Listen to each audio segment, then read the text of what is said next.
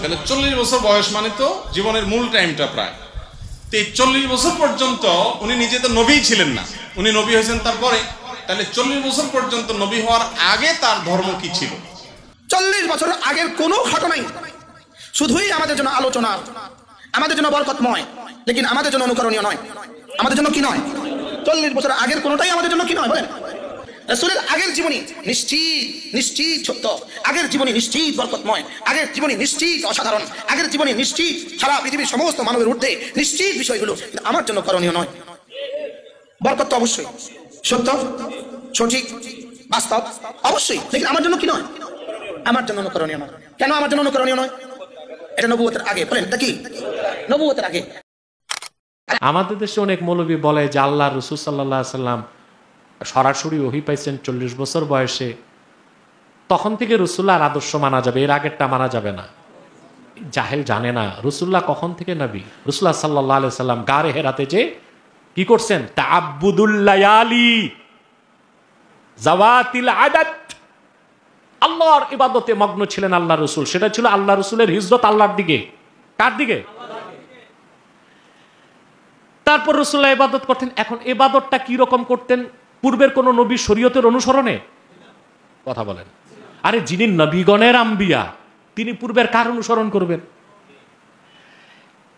সুবহানাল্লাহ। আল্লাহর হাবিব পূর্বের কোন নবীর শরীয়তের অনুসরণ করেন নাই। যতটুকু আল্লাহ দিয়েছেন ইব্রাহিমের শরীয়ত ততটুকু নিয়েছেন, এছাড়া পূর্বের কোন নবীর শরীয়ত নেওয়ার প্রয়োজন অনুভব করেন নাই। কেন? এই ক্ষেত্রে 30টা মত, এর মধ্যে একটা মত সবচেয়ে গ্রহণযোগ্য। কানা ইয়াতাআব্বাদু বিমা ইউলকা ইলাইহি মিন নূরিল মারিফা। রাসূলুল্লাহ সাল্লাল্লাহু আলাইহি ওয়াসাল্লাম গারে হেরাতে যখন আল্লাহর ধ্যান করতেন, মারিফতে নূরের মাধ্যমে আল্লাহ তার হাবিবকে অন্তরে জাগায় দিতেন, এই ইবাদত করেন।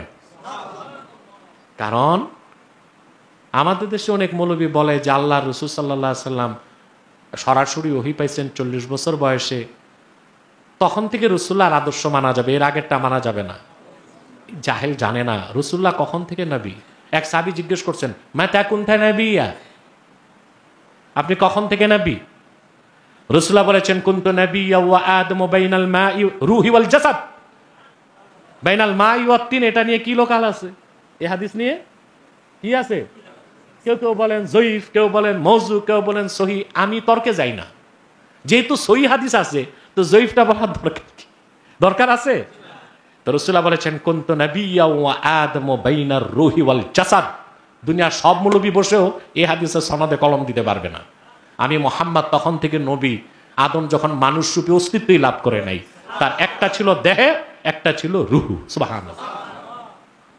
একই রকম হাদিস বুখারী সহ 10 জন মুহাদ্দিস রওয়ায়াত করেছেন।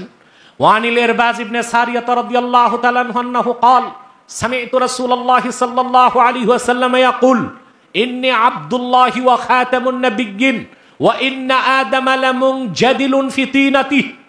ইরবাজ ইবনে সারিয়া বলেন, আমি আল্লাহর হাবিবের নূরের জবান থেকে শুনেছি, তিনি বলেছেন, নিশ্চয় আমি মুহাম্মদ আল্লাহর বান্দা ও সর্বশেষ নবী। তখন থেকে আদমের দেহ যখন ধুলায় গড়াগড়ি খাচ্ছে।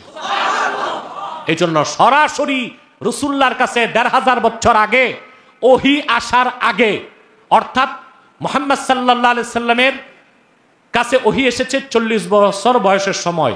এর আগেও আল্লাহ রাসূল যা করছেন ব্যক্তিগত সিদ্ধান্ত ছিল না, বিমা ইউলকা ইলাইহি মিন নূরিল মারিফা। এজন্য আল্লাহর হাবিবের সিরাত, আচ্ছা এগুলো কি পাগল দেখেন, রাসূলুল্লাহর যে সিরাত লেখা হয়েছে ওখানে কি ওহী নাজিল হয়েছে 40 বছর বয়সে তখন থেকে লেখা হয়েছে? তখনকার ঘটনাই শুধু লেখা হয়েছে, না ওহী নাজিলের আগে 23 বছরের ঘটনাগুলো লেখা হয়েছে? কথা বলে না।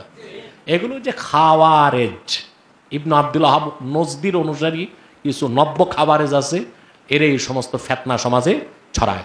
আল্লাহর হাবিব মুহাম্মদ সাল্লাল্লাহু আলাইহি সাল্লামের পূর্ণ 63 বছরের জিন্দিগিতেই আল্লাহ তাআলা মুমিনদের জন্য, মুসলিমদের জন্য আদর্শ রেখে দিয়েছেন।